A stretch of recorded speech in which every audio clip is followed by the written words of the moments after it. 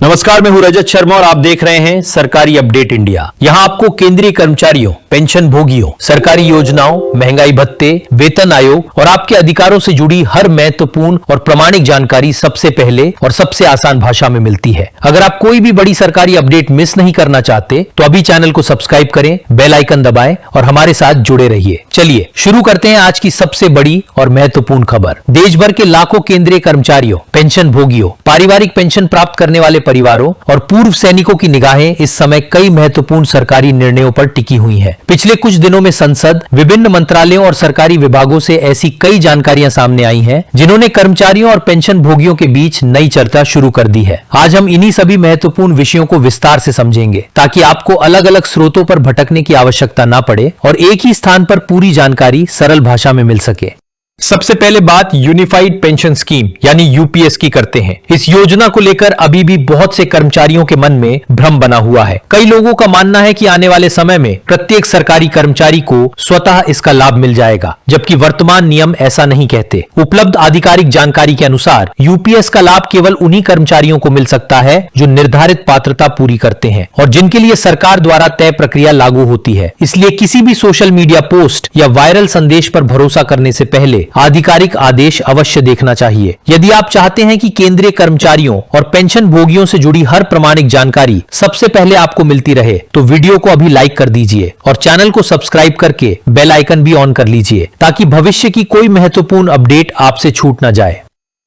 अब बात राष्ट्रीय पेंशन प्रणाली यानी एनपीएस की करते हैं। कई कर्मचारी ये जानना चाहते हैं कि भविष्य में एनपीएस और यूपीएस के नियमों में कोई बड़ा बदलाव होने वाला है या नहीं। फिलहाल उपलब्ध आधिकारिक जानकारी के अनुसार वर्तमान व्यवस्था पहले की तरह लागू है। यदि भविष्य में सरकार किसी प्रकार का संशोधन करती है तो उसकी सूचना अधिसूचना के माध्यम से सार्वजनिक की जाएगी। इसलिए किसी भी बदलाव को अंतिम मानने से पहले आधिकारिक पुष्टि का इंतजार करना सबसे सुरक्षित तरीका है। इसी क्रम में 8वें केंद्रीय वेतन आयोग को लेकर चर्चाएं लगातार तेज बनी हुई हैं। लाखों कर्मचारी ये जानना चाहते हैं कि आयोग की कार्यवाही किस दिशा में आगे बढ़ रही है और इससे वेतन तथा पेंशन पर क्या प्रभाव पड़ सकता है। अभी तक आयोग की अंतिम सिफारिशें सार्वजनिक नहीं हुई हैं। विभिन्न मीडिया रिपोर्टों में अलग अलग संभावनाएं व्यक्त की जा रही हैं, लेकिन जब तक सरकार आधिकारिक रूप से किसी प्रस्ताव को स्वीकार नहीं करती, तब तक किसी भी आंकड़े को अंतिम नहीं माना जा सकता।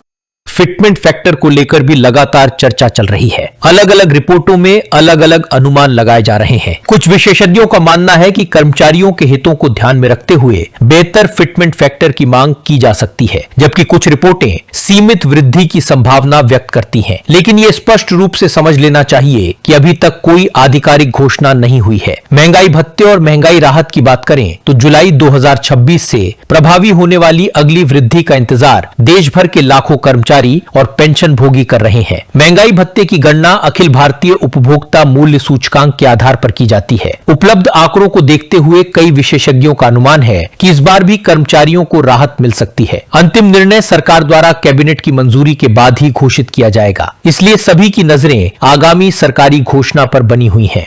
यदि आपको भी लगता है कि कर्मचारियों और पेंशन भोगियों से जुड़ी सही जानकारी अधिक से अधिक लोगों तक पहुंचनी चाहिए तो इस वीडियो को अपने साथियों के साथ अवश्य साझा करें। आपका एक शेयर किसी जरूरतमंद व्यक्ति तक सही जानकारी पहुंचा सकता है। अब बात परिवार पेंशन से जुड़े नियमों की करते हैं। समय समय पर सरकार ऐसे मामलों में स्पष्टीकरण जारी करती रहती है जिनमें लाभार्थियों को नियम समझने में कठिनाई होती है। विशेष परिस्थितियों में अविवाहित, विधवा या तलाकशुदा बेटी को निर्धारित शर्तों के अनुसार परिवार पेंशन का लाभ मिल सकता है, लेकिन प्रत्येक मामले में संबंधित दस्तावेज, पात्रता और विभागीय प्रक्रिया का पालन करना अनिवार्य होता है। यदि किसी परिवार को इस संबंध में संदेह है तो संबंधित कार्यालय से जानकारी प्राप्त करना सबसे उचित रहेगा।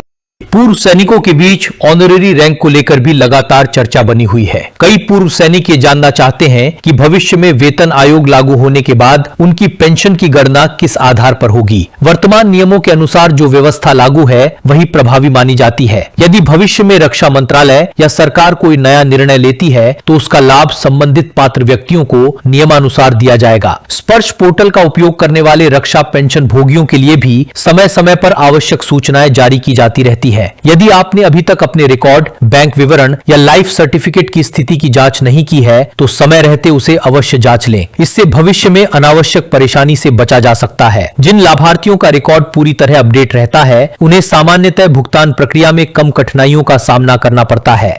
भारतीय रिजर्व बैंक द्वारा समय समय पर जारी दिशा निर्देश भी पेंशन भोगियों के लिए महत्वपूर्ण होते हैं। इनका उद्देश्य ये सुनिश्चित करना है कि बैंक समय पर पेंशन का भुगतान करें और वरिष्ठ नागरिकों को अनावश्यक विलंब का सामना न करना पड़े। यदि किसी प्रकार की समस्या आती है तो संबंधित बैंक शाखा और निर्धारित शिकायत प्रणाली का उपयोग करना चाहिए। अब सबसे महत्वपूर्ण प्रश्न ये है कि क्या आने वाले महीनों में कर्मचारियों और पेंशन भोगियों को आर्थिक राहत मिल सकती है? इसका उत्तर केवल आधिकारिक निर्णयों के बाद ही स्पष्ट होगा। फिलहाल कई विषय विचार विमर्श के चरण में हैं, इसलिए अफवाहों के आधार पर कोई आर्थिक योजना बनाना उचित नहीं होगा। समझदारी इसी में है कि केवल आधिकारिक दस्तावेजों और सरकारी घोषणाओं पर भरोसा किया जाए। आयकर, पेंशन भुगतान, डिजिटल सेवाएं, ऑनलाइन सत्यापन और विभागीय प्रक्रियाओं में भी समय समय पर बदलाव किए जाते हैं। इसलिए सभी कर्मचारियों और पेंशन भोगियों को सलाह दी जाती है कि वे अपने विभाग और संबंधित पोर्टल पर उपलब्ध आधिकारिक सूचनाओं पर नियमित नजर रखें।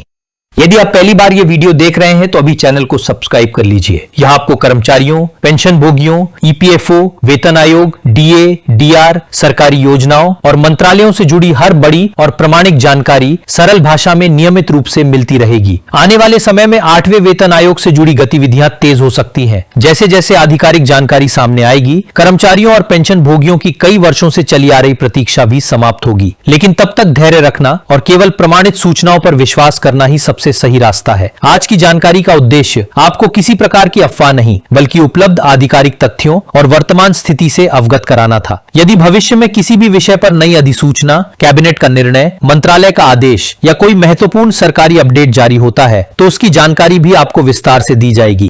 वीडियो समाप्त करने से पहले एक बार फिर निवेदन है, यदि ये जानकारी आपके लिए उपयोगी रही हो तो वीडियो को लाइक करें, अपने सभी कर्मचारी और पेंशन भोगी साथियों तक इसे जरूर पहुंचाएं और चैनल को सब्सक्राइब करके बेल आइकन ऑन कर दें ताकि अगली महत्वपूर्ण अपडेट का नोटिफिकेशन आपको सबसे पहले मिल सके। आप सभी का बहुत बहुत धन्यवाद। अपना और अपने परिवार का ध्यान रखिए। मिलते हैं अगली महत्वपूर्ण और प्रामाणिक जानकारी के साथ। जय हिंद।